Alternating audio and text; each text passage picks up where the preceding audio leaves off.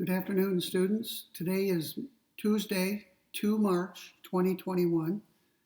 This will be our third lecture on Chapter 4. We began with the topic of supererogation or supererogatory actions. We moved on to discuss promising. Today's topic will be punishment. And for our second lecture this week, we will talk about some problems concerning justice. All of the topics in this chapter are additional problems with act utilitarianism. Now, a couple of points. I posted a document called Notes and Statistics on the First Examination. I may have mentioned it during the most recent lecture, but it will give you an insight into how you did in relation to the other students in the class. Secondly, I have just posted Chapter 5 from Fred Feldman's book.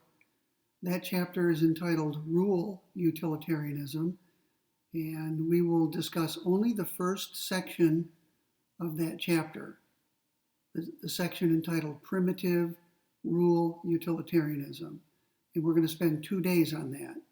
So the second lecture this week will finish up on Chapter 4, and both lectures next week will be on the topic of rule utilitarianism. So you may want to get started on reading that section in the next few days, and certainly by the time the weekend comes around.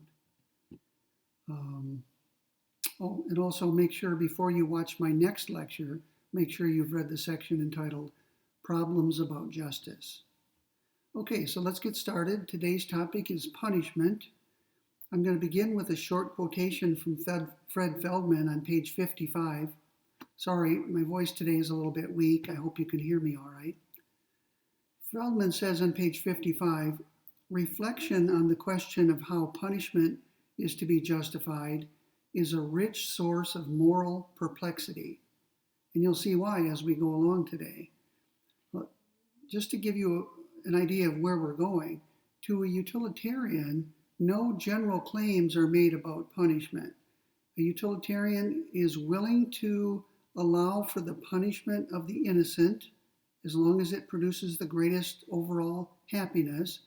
And also, utilitarians are willing to allow even guilty people to go free if there would be no point in punishing them. In other words, if in a particular case it would not maximize utility by punishing someone, then according to the theory, that person should not be punished at all. And how much punishment there should be, according to a utilitarian, depends solely on how much utility there would be from punishing to that amount or to that extent. So, to summarize what I just said, to an act utilitarian, there can be such a thing as a useful injustice by, for example, punishing someone who's innocent. And there can also be a useful justice. Sometimes punishing guilty people is useful in the sense that it maximizes overall utility. So let me begin our discussion today by quoting a little bit from the great utilitarian Jeremy Bentham. Bentham wrote the following. Now keep in mind that Mill learned at the knee of Jeremy Bentham.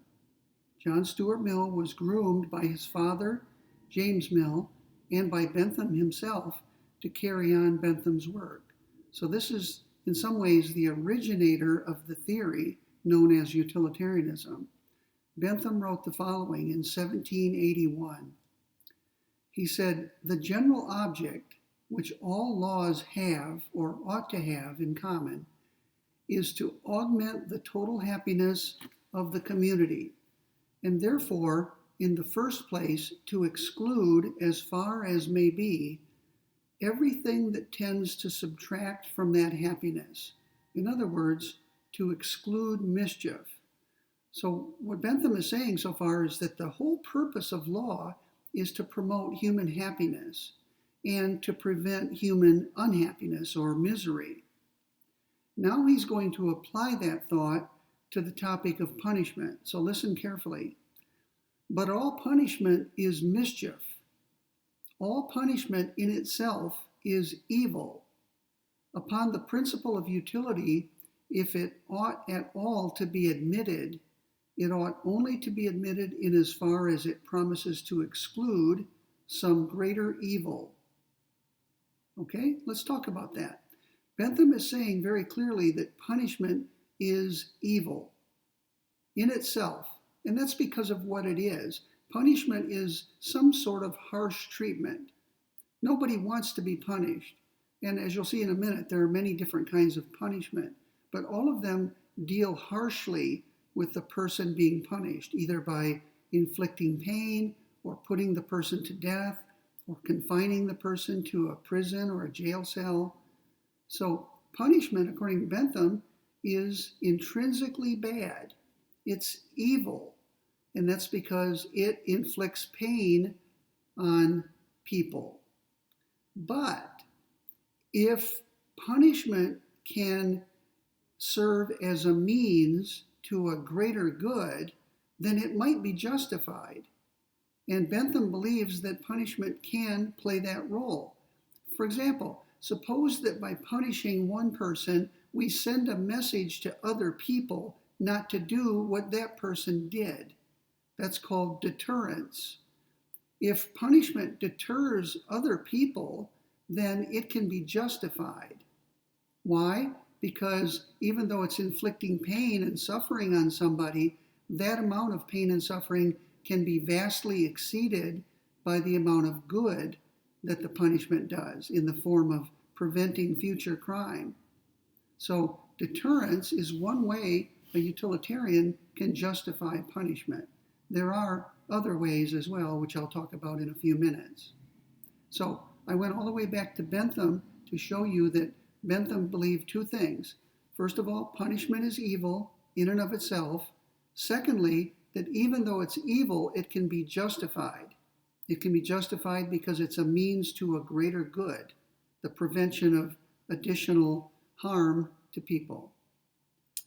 So let's talk for a few minutes about what punishment is. I'm sure you have some idea.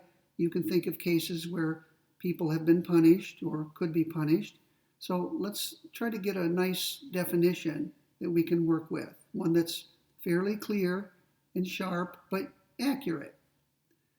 Let me define punishment as follows, and I'm incorporating parts of different people's definitions, and I'll talk about them once I state the definition. I'll come back and talk about various parts of it.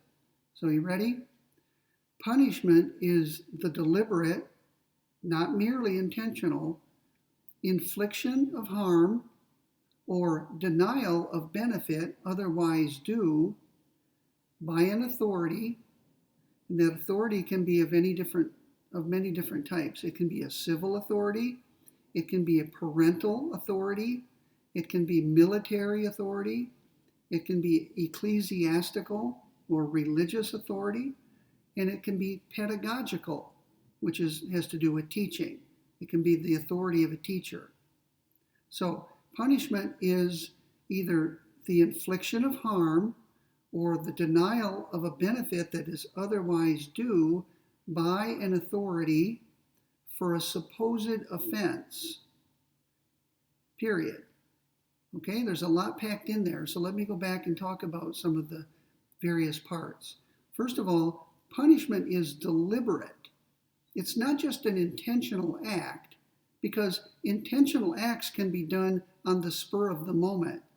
I may form an intention to do something all of a sudden and then follow through and perform the action. Deliberation is more than just intention. Deliberation means that you've taken some time to think it through. You have deliberated. Remember my example sometime back of a jury deliberating? When a jury has heard all of the evidence in a case, the judge sends them to the jury room to deliberate.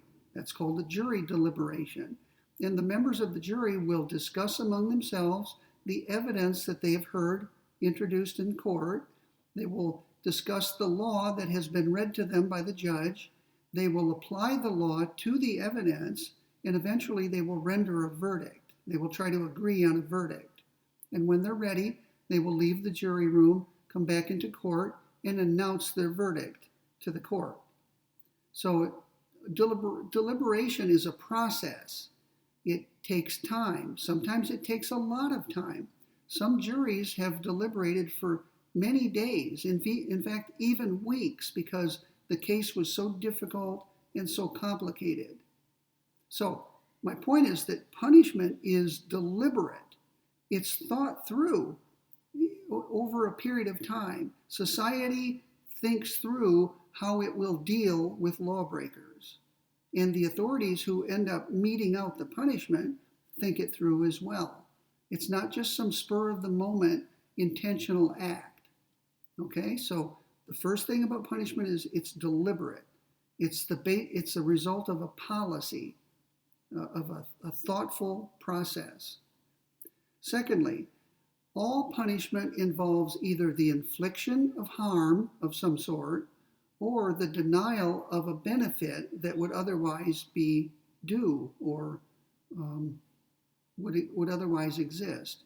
So think of some forms of punishment that a parent might mete out to his or her children. A parent might whip them with a belt. Okay, that was once more common than it is now.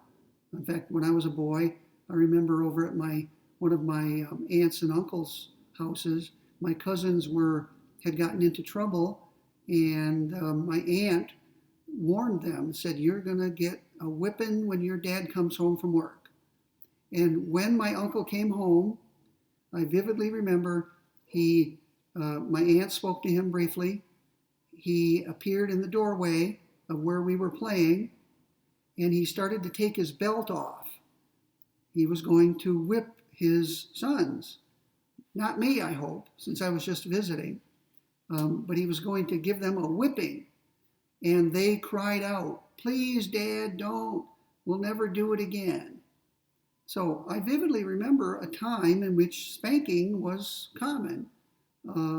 Probably it's not so common any longer. But anyway, that would be a form of harm because the spanking with the belt or the whipping, whatever you want to call it, would inflict a certain amount of pain, which is a harm. Now, sometimes punishment takes a different form. Suppose a particular child got an allowance each week for doing chores around the house. If a child got into trouble, the parents might simply take away the child's allowance for that week. So that's not really the infliction of a harm, it's really denying the child some benefit. Or suppose a child doesn't get dessert one evening.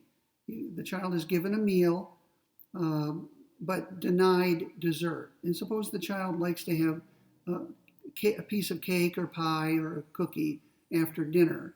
The child may be punished by his or her parents by being denied the dessert.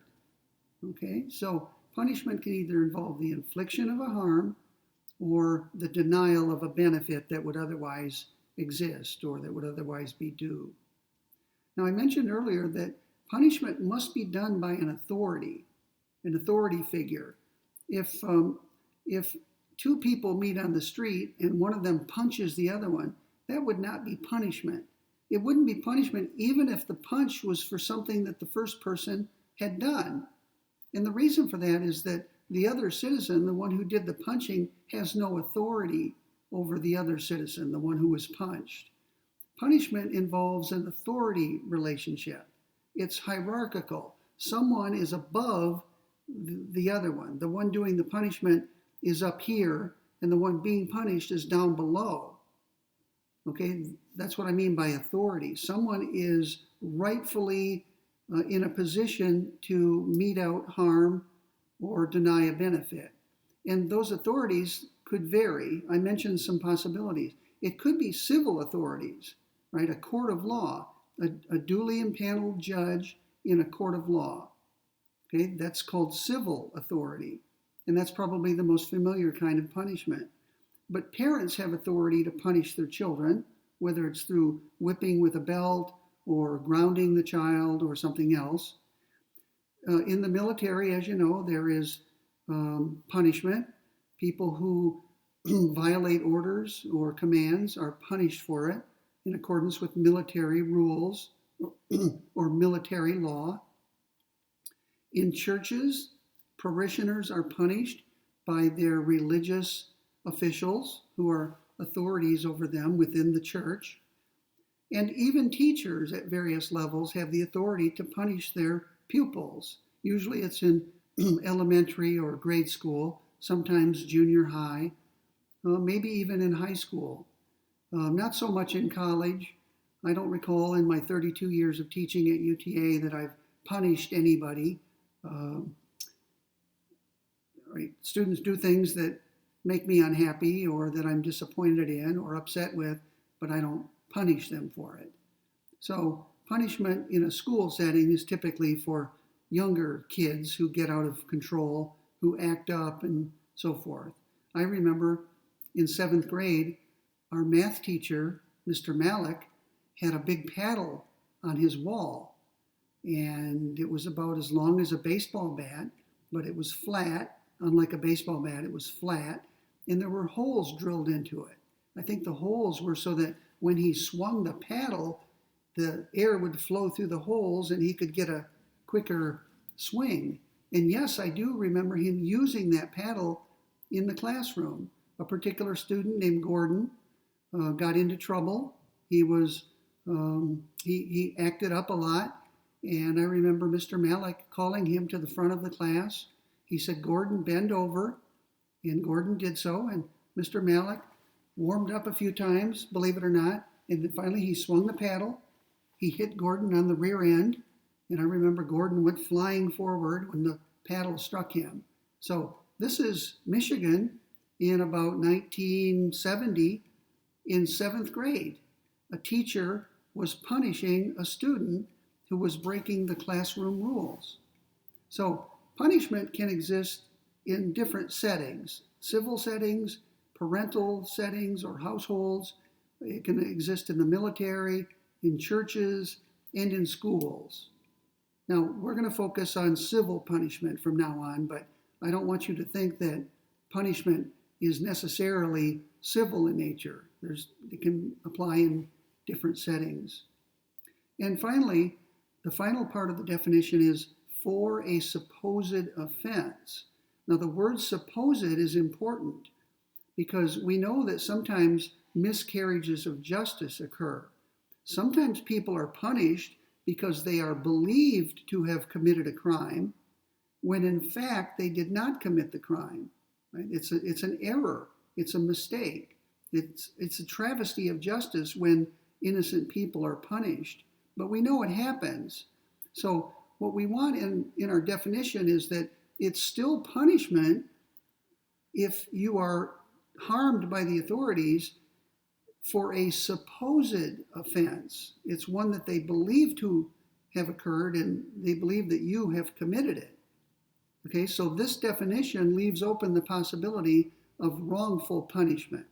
If we left the word supposed out, then if the authorities harmed someone thinking that he or she had broken the law, that would not be punishment because it wouldn't be an offense.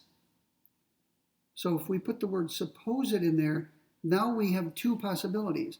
The punishment can be justified because the perpetrator really did commit the offense, or it can be unjustified because the person being punished did not actually commit the offense. So let me read the whole definition once again. I know you can reverse the tape, so to speak, and listen to it again, but it won't take long for me to repeat it. Punishment is the deliberate and not merely intentional infliction of harm or denial of benefit otherwise due by an authority for a supposed offense. Okay? So keep that in mind. Obviously, I can test you on that definition to see how well you understood it and whether you remember all of its elements. Let me now turn to a slightly different topic as we move our way through, and eventually we will look at Feldman's example and apply the theory of act utilitarianism to the topic of punishment. Let's look at some types of punishment. I mentioned spanking with a belt or whipping with a belt, but there are many others. Let's divide punishment into 4 categories. First of all, corporal punishment. Corporal comes from the Latin word corpus, and it means body or bodily. So some punishment is bodily, and when it is, we'll call it corporal punishment. It's a violation of bodily integrity. Now, you value your bodily integrity as I do. Everyone does. Every sane person values our bodily integrity. We don't want to be touched without our permission. We don't want to be injured physically. We don't want to be stabbed or shot or punched. Anybody who does anything like that to us is violating our bodily integrity. Integrity means the way our body is put together and composed.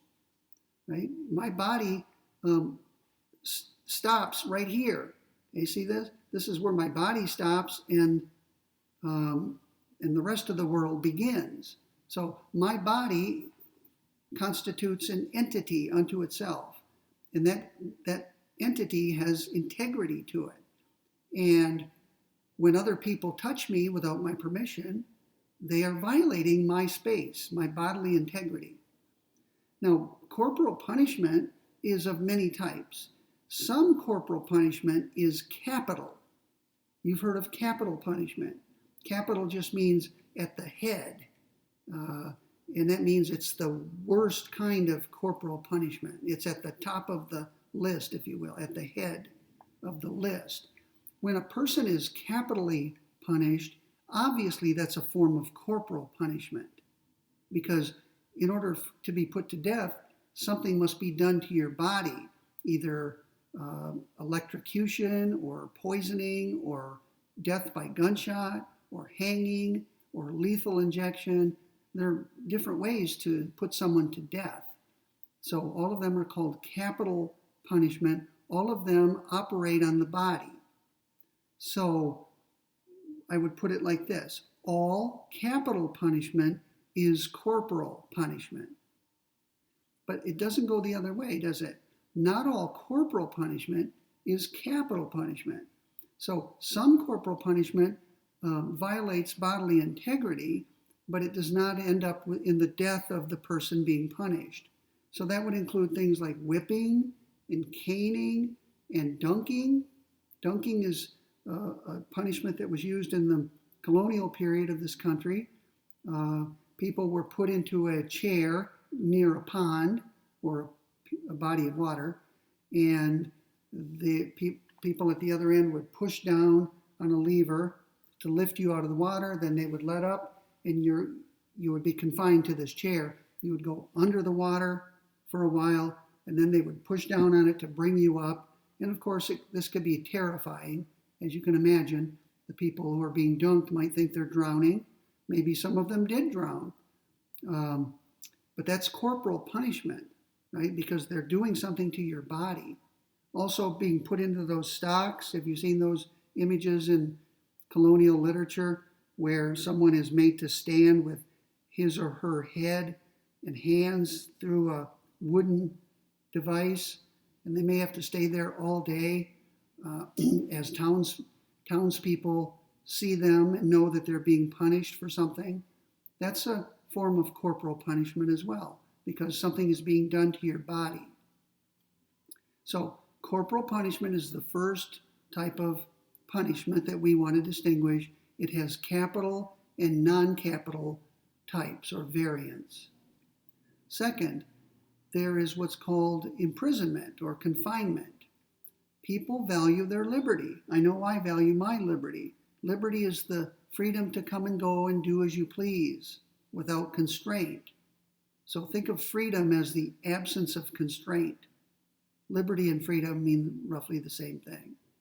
So whenever we deprive people of their liberty, we are constraining them, right? We are, for example, imprisoning them or putting them in jail for a period of time. Other ways of being confined are being chained to a pole or something, or even having an ankle weight attached that keeps you from moving about freely. Okay, you've probably seen pictures of those where something is clamped onto your ankle and it's hooked to a chain, and there's a big ball. It's a ball and chain. and the ball is so big and heavy that you can't move. You're pretty much stuck unless you can drag that ball, but you're not going to go very far with it. So that's a form of confinement as well, isn't it? Maybe it's a combination. Actually, a ball and chain would be a combination of corporal punishment because it's attached to your body, it's violating your bodily integrity, but it's also confining you. It's keeping you from moving around. And that shows you that a particular punishment can be of two or more different types. Okay, third is a pecuniary punishment. Each of us values our property. Think of property as possessions to which you are entitled by law. And they can be either personal property, like this computer I'm talking into right now, that's my personal property. Or it could be real property, real estate. It could be land, which is called real property. So sometimes the law, as punishment, deprives people of their property, either personal property or real property or money. Money, which is a medium of exchange, is in a way a storage place for value. So the law might fine me $5,000 for committing a criminal offense. I will have to pay $5,000 to the government, and if I don't, then some other punishment will be meted out. I might be apprehended and put in jail if I can't pay the $5,000 that I have been fined. Sometimes government imposes forfeiture as punishment. If you commit a crime involving drugs, you might have to forfeit the vehicle in which those drugs were found by the authorities. So fining and forfeiture are two kinds of pecuniary punishment where your property is being taken from you without your permission. And finally, a fourth type of punishment works on people's reputation or status. All of us value our status in the community. The law sometimes shames people as punishment. For example, people who have been convicted of drunk driving have been forced by a judge as punishment to put a bumper sticker on their car that says, "I am a convicted drunk driver." Now, the effect of that would be to alert other people on the roadway that you may well be drunk again, and they can keep their distance from you and take precautions.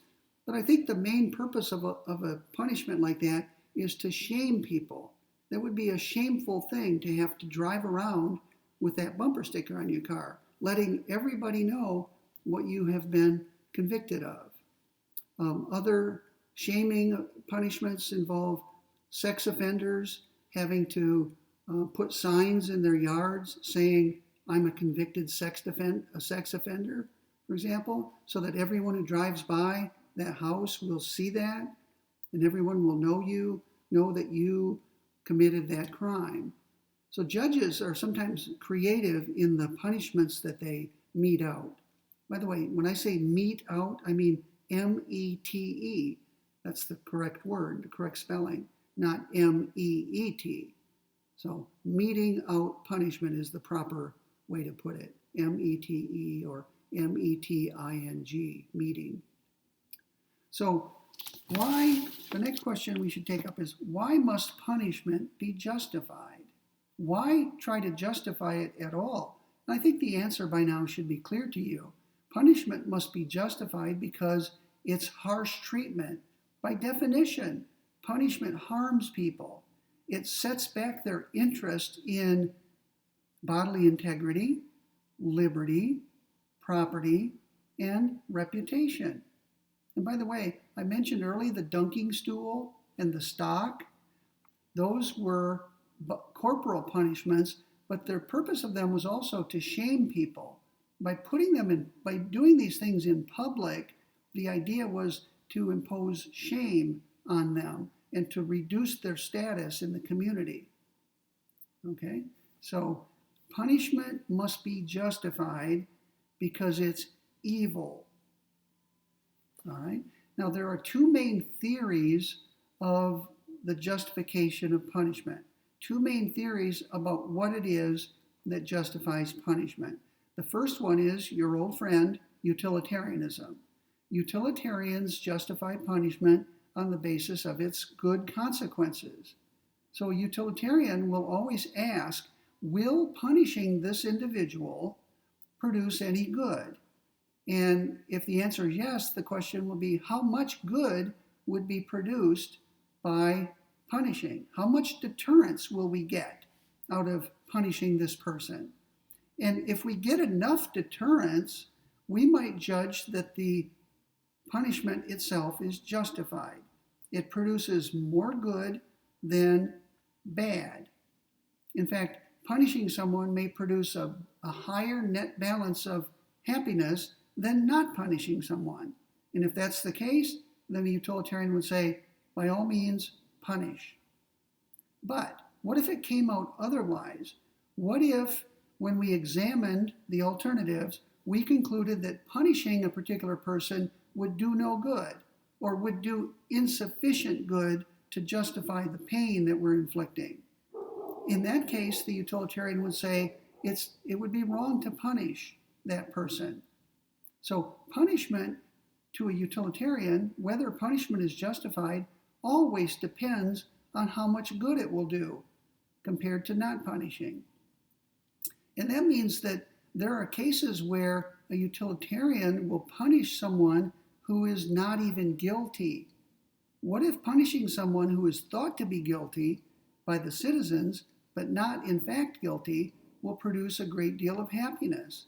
It could turn out that punishing that person will be justified. Punishing the innocent could turn out to be justified according to utilitarianism. And by the same token, if a particular case of punishment would do no good or insufficient good, then a utilitarian would say, don't punish. It's wrong to punish. Why? Because we're inflicting harm on somebody without any compensating benefit. That's a pointless thing. According to Bentham and every other utilitarian, we should never punish someone unless we're convinced that more good will come out of it than harm. So a utilitarian always looks at every case of punishment on its own merits. You have to do a utility calculation for each case. Okay? There's nothing more general that you can say about it. No utilitarian would ever say that all cases of punishment are justified. Nor would a utilitarian ever say that no cases of punishment are justified. It all depends on the particular facts of the case. So it's a case-by-case determination. Now, other people see things differently. There's a school of thought called retributivism, or what Feldman calls the retributive theory of punishment, that says the following. It says that what justifies punishment is the fact that the person being punished deserves it. And what makes you deserve punishment is the fact that you have committed a crime, knowingly, voluntarily committed a crime. If that's the case, then you deserve to be punished. How much punishment? The retributive says the punishment must fit the crime. So we need two scales. Think of my hands as scales from top to bottom. On one scale, this one, we will rank crimes in accordance with their seriousness. The most serious crimes, think of as being at the top of the scale. Murder, for example, is a pretty serious crime. Treason, where the state is endangered. And then down the list, maybe maybe rape would be high on the list, and larceny and robbery, kidnapping, burglary, arson. Okay, the major felonies would probably be high on the list in terms of their seriousness. Further down the list, down here, you might have what we call misdemeanors, like trespassing and drunk driving and urinating in public. Maybe prostitution is somewhere down that low on the list. Okay, speeding in your automobile. So the objective of a retributivist is, first of all, to rank all the crimes from the most serious down to the least serious. All right. Next, On the other scale, we're going to rank the punishments from the most severe to the least severe. What's the most severe punishment? Probably capital punishment. If that's not at the top of the list, it's certainly near the top. Maybe torturing someone as punishment is at the top of the list, and then down below it is capital punishment. Now that may surprise you to hear me say that, but what would you rather, if you could choose your own punishment and you had to choose between being tortured repeatedly over a long period of time, but left alive, or put to death through hanging or firing squad? I think some people, maybe many people, would say, I'd rather be put to death than to be tortured over and over again for the rest of my life. So back to that scale. The most severe punishments would be at the top of the list, and then at the bottom would be least severe punishments, like 60 days in jail or a $100 fine. Okay, so we would have a whole ranking of punishments. Now let me bring the other scale back in. We've got the crimes ranked here and the punishments ranked here. To a retributivist, the punishment must be proportionate to the crime. So that means there should be a straight line from one scale to the other. Okay, so a very serious crime like murder, which is at the top of the scale, should be punished, go straight across, with the most serious or severe punishment. Okay, so every line would be perpendicular, straight across, and that would be justice. To a retributivist, justice means giving people what they deserve. If you commit a heinous crime, you should be punished severely for it. If you commit a minor crime, you should be punished in a much less severe way. Now, what would a diagonal line look like? Remember, I've got two scales. What would a diagonal line look like? Either this one or this one. That would be an injustice, according to a retributivist. That would mean someone who's committed, let me see if I can get this right, this right here. This diagonal line would indicate that someone has committed a very serious crime, but is being punished too leniently. Okay, maybe your punishment is only 60 days in jail for committing murder. That's a grave injustice. Okay, that's this diagonal. This diagonal would represent someone who has committed a minor crime, like speeding, and is being punished very severely for it, with, for example, 20 years in prison. Can you imagine one incidence of speeding and you get 20 years in prison? I think everyone would say that's unjust. That's an injustice. Why is it unjust? It's not because you're innocent. In fact, I'm assuming you're guilty. You did the speeding. What's unjust about it is that you're being punished disproportionately. You're being punished too much for the gravity of your offense. In the other case, this one, you are being punished too little for the gravity of the offense. So let me spell that word for you. Feldman calls this the retributive theory of punishment, and it's spelled retributive. Sometimes the theory is called retributivism. And that's fitting because we have, on the one hand, utilitarianism, and now we have retributivism. And let's think a little bit about the comparison between those two theories. Utilitarianism is always forward-looking. To a utilitarian, and you should know this by now, we meaning utilitarians, never look back. By the way, that was not a Freudian slip. You should not infer that I slipped up and admitted I'm a utilitarian. I'm not a utilitarian, in case you're wondering. So that was not a Freudian slip. A utilitarian always looks forward into the future. The utilitarian always asks the following question: what can we do right now to produce the greatest balance of happiness over unhappiness? And the utilitarian doesn't look into the past to see whether a promise was broken or a crime was committed. What's done is done. The only question before us right now to a utilitarian is, what can we do now to minimize unhappiness and to maximize happiness? So utilitarianism is forward looking. The word for that is prospective. Utilitarianism is a prospective moral theory. Retributivism is just the opposite. It's retrospective. It's backward looking. To a retributivist, the reason we punish is simply and solely because a crime has been committed. Right? So the past is very much at work in punishing. We punish people because they committed a crime and therefore deserve punishment. Even if no good comes from punishing someone, the punishment is still justified. You see that? We punish people not because we think we're going to do some good by punishing. We punish people because they deserve it. Of course, the punishment has to be proportional. Remember, I said that a few minutes ago.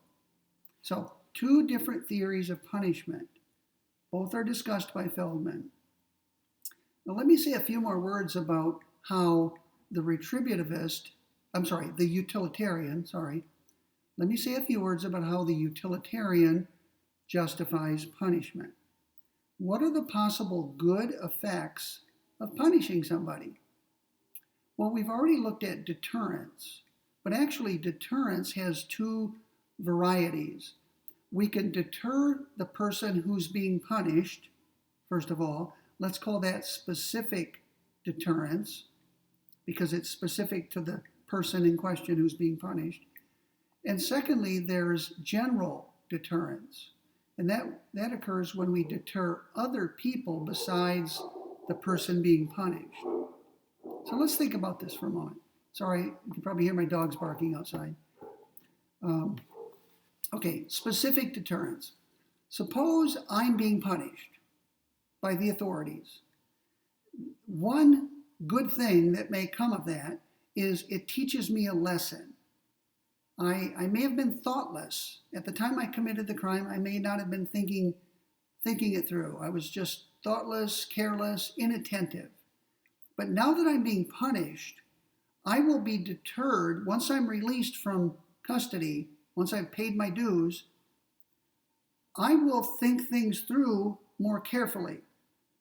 Because I've been punished once, and because I didn't like it, I will make sure that in the future, once I'm released, I won't commit any offenses again, so as to avoid being punished again. So I'm being deterred, right? I'm being given a reason not to commit future crimes. That's called specific deterrence. Now, what about other people? If I'm being punished and other people find out that I'm being punished and find out what I'm being punished for, they may be deterred as well. Right? They don't want to be punished. In fact, imagine this. You get up in the morning, you get your newspaper on the table, and you look at the crime page. And it says in one of the stories, local person convicted and sentenced to 10 years in prison for doing X. And it doesn't matter what X is. 10 years in prison. Now, I assume that as you read that newspaper, you're thinking, wow, 10 years in prison? That's horrible. I would never want to give up 10 years of my liberty. I'm going to find out what that person did and make sure I don't do it either. So you're going to make sure you don't perform Act X, the very act that got that person sentenced to 10 years in prison. So that would mean that you are being deterred from committing Act X by the knowledge that you will probably be apprehended and punished with 10 years imprisonment. And since you don't want that, you're going to refrain from committing that act, Act X. So deterrence is the main way that punishment produces good. Right? By deterring people from committing crimes, we make the world a better place, right? Because fewer people are harmed by these would-be criminals. Notice deterrence requires a rational being. Only rational beings can be deterred, because a rational being is someone who can reason as follows. Suppose I'm reading the paper. I say, I wouldn't want to be punished by 10 years imprisonment. If I perform Act X, the authorities will come after me, and in all likelihood, they will apprehend me, indict me, try me, convict me, and punish me.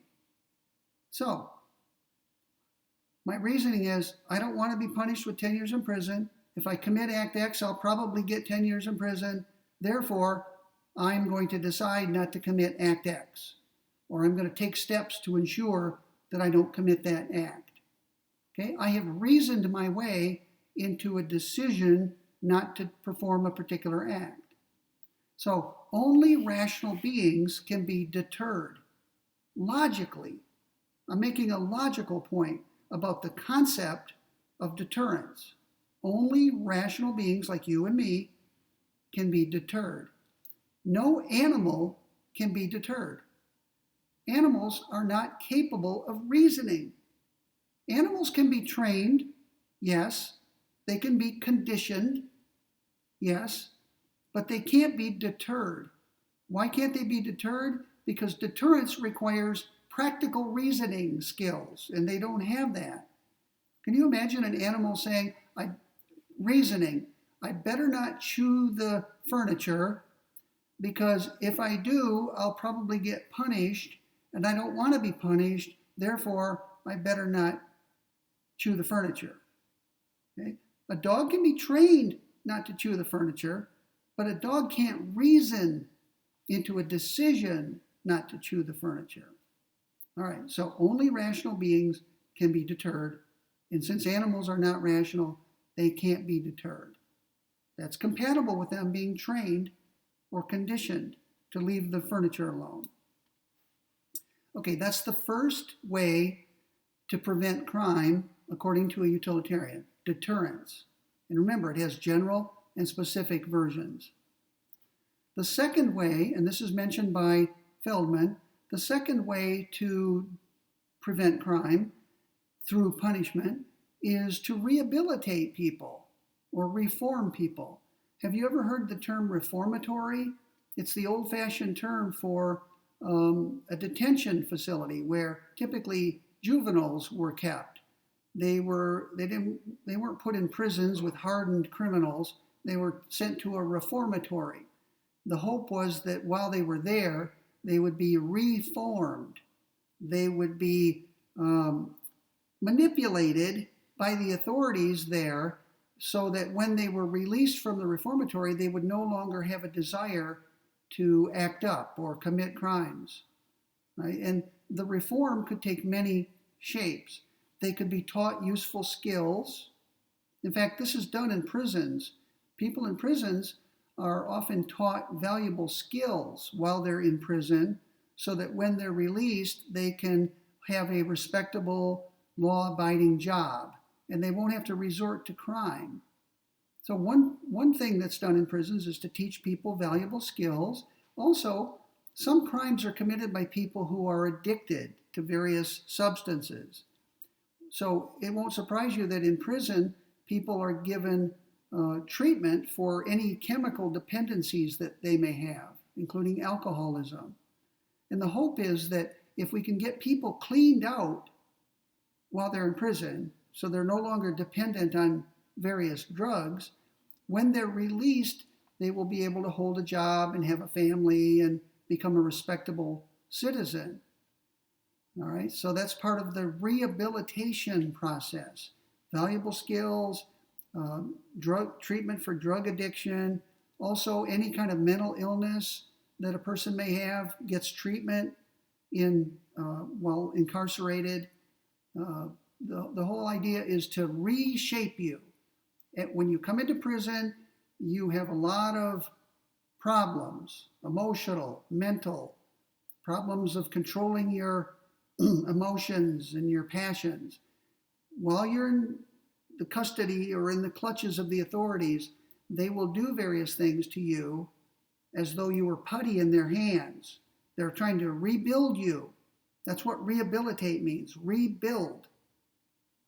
And they're going to try to give you a new cluster of desires. Right? You might come out of prison religious. That's why they have chaplains in prison, to minister to the spiritual needs of the inmates. And some of the people in prison find God, and that gives them an additional motivation to obey the law.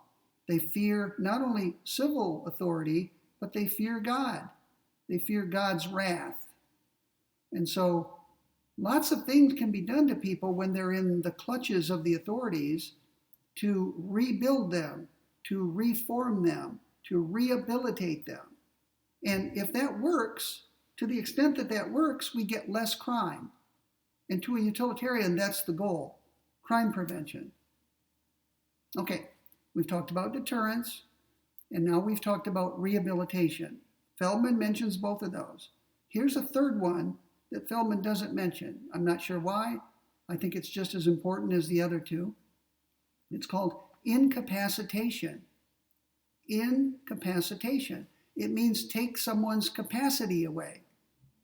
So there are people who are undeterrable, and that means you can't reason with them.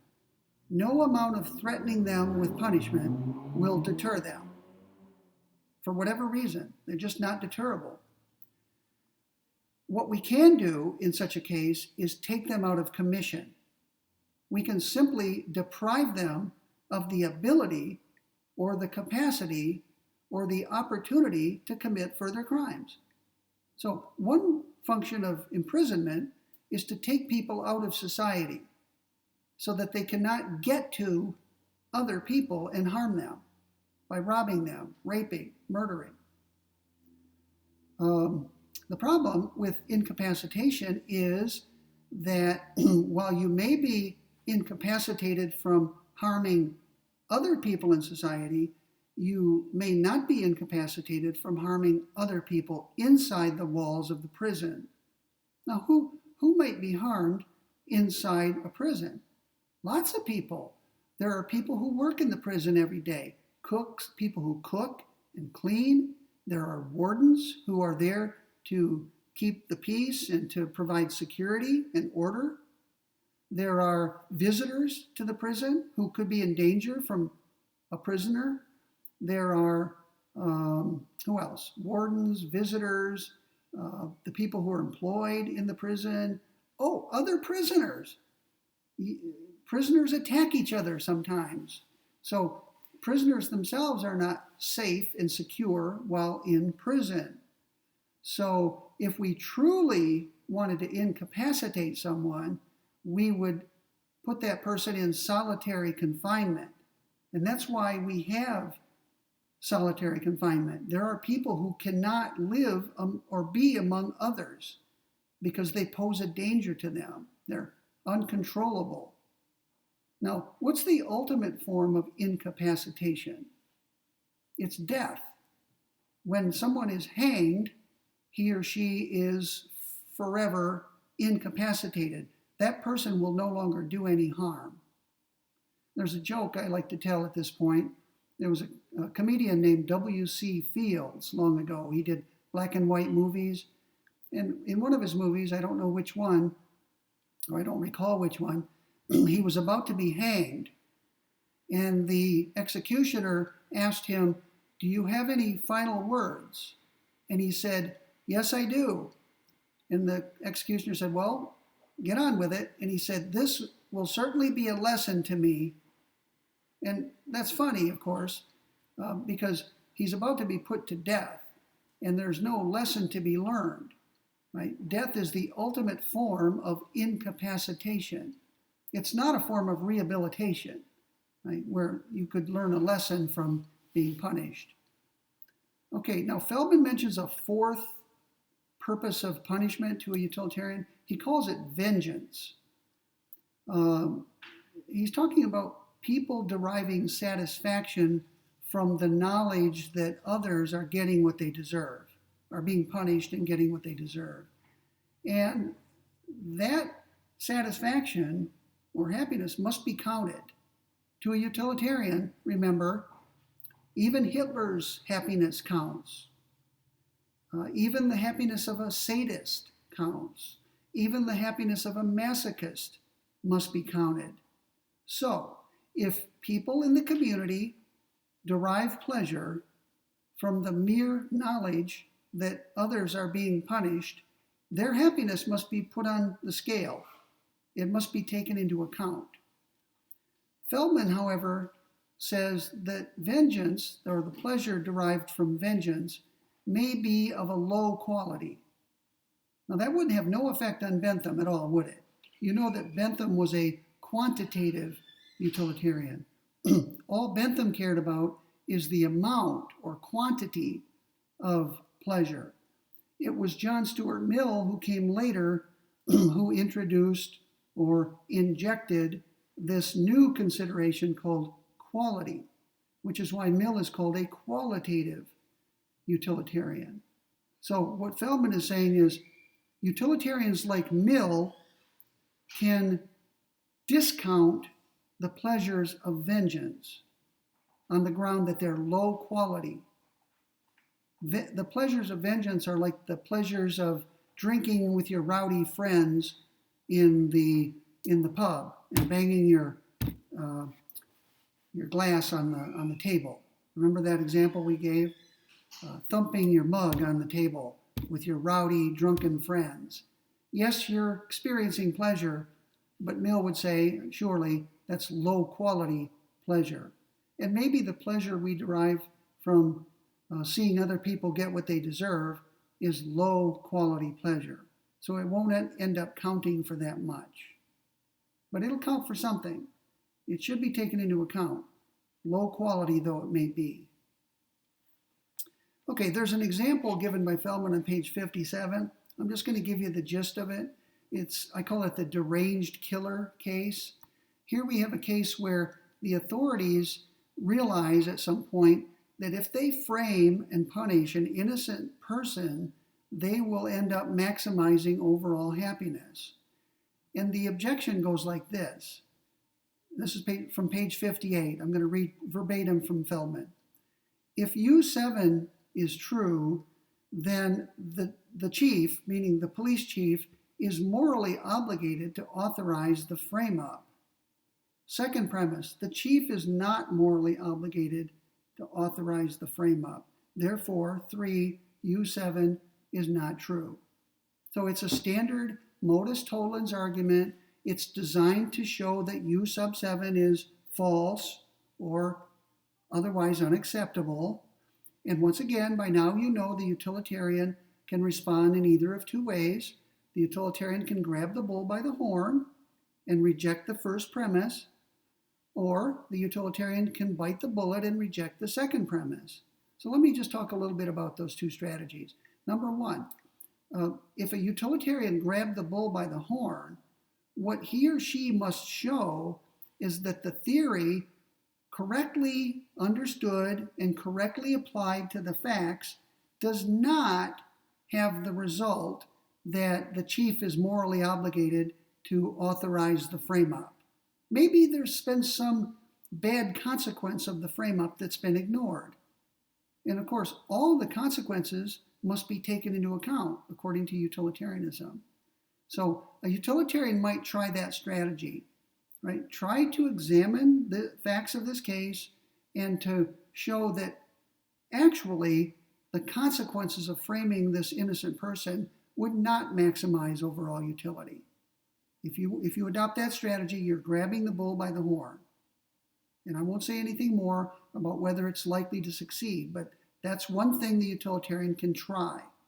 Grab the bull by the horn and try to show that your theory does not have that implication. You might also bite the bullet.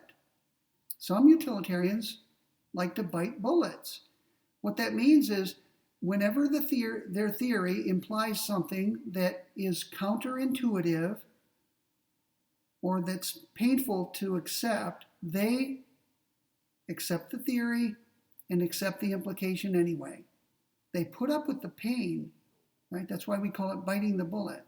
So I can imagine a utilitarian saying in response to Feldman's argument, look, the chief really is morally obligated to frame the innocent person. I mean, framing the innocent person in this case is going to produce the greatest overall happiness. Yes, one person will be wrongly punished, an innocent person will be punished, and that's bad. But look, that means that on one side of the scale, we've got some pain. But if the amount of good that we produce outweighs it, then it's justified. So a utilitarian might bite the bullet and simply say, yes, I hate to say it, but the chief really is morally obligated and therefore morally permitted to frame the innocent person. After all, our goal is to produce the greatest amount of happiness, and that's what would do so in this case. So if you look at page, let me find it. If you look at page 59, Feldman has another argument, a more generic version of the argument. Here's how it goes. This one has to do not with the facts of that deranged killer case, but a general objection to utilitarianism that's based on its position on punishment. Premise number one, if U7 is true, the only moral reason for punishing someone is that doing so would maximize utility. It does look like that follows from utilitarianism. Remember, utilitarianism is prospective only. All it cares about is how much good we can do in the future if we do this, that, or something else. So it does look like it's true that if U7 is true, the only moral reason for punishing someone is that doing so would maximize utility. That seems true. But then the critic says, but surely there are other things besides that are morally relevant. Shouldn't we care about whether a crime was actually committed by this person? Most people think that that does matter and that it's morally important, morally relevant. So I won't presume to tell you whether the utilitarian is correct or the critic of utilitarianism. But I do want you to realize that there is a clash. Some people accept utilitarianism even though it can lead to cases of punishing the innocent. Other people are appalled by that. Other people hold the view that you must never punish innocent people, period. No matter how much good you produce or think you're going to produce, you simply must not punish people who are believed to be innocent. Now, we may punish someone who's innocent by accident because we think they're guilty, and we may not find out until later that the person was not guilty. But I'm talking about something else. I'm saying most people believe that if someone is known to be innocent, we must not punish him or her. So we have a really stark divide, don't we, between utilitarians on the one hand and retributivists on the other. Their approaches to punishment are radically different. And I'm sure at this point in our discussion, you lean one way or the other. Some of you may be leaning toward the utilitarian point of view and say, look, punishment's evil and we shouldn't do it unless it brings about a great good in the form of deterrence or rehabilitation or incapacitation or vengeance. Others of you may hold the view that we should punish people only when they're guilty and only in proportion to their guilt. If so, then you're a retributivist about punishment. Okay, let's stop there. My voice held out barely. I hope you could understand everything I said today. We're an hour and 4 minutes in. Let's stop right there. I think I covered everything that I wanted to cover. Obviously, a great deal more could be said. Whole books are written about punishment. Whole books are written about the utilitarian position on punishment, or the retributive position, or the two positions together. So I've said what I need to say. I'll test you on what's in the section of the chapter and on what I said today in this video. For the second lecture this week, read the section of Chapter 4 called Problems About Justice. Read it carefully. It's not very long at all, but read it carefully. I'm going to post a handout for you later today. Okay, a handout. It's a short excerpt from a book by a philosopher named J.J.C. Smart. And I will go over that handout with you 2 days from now when I give my second lecture. So please print it, read it, and put it in front of you before you turn on the video. And we'll go over it together. There's some little diagrams that are filled in and stuff like that. Okay, have a great day. I see it's sunny. I'm about to go ride my bike, and I'll see you in a couple of days.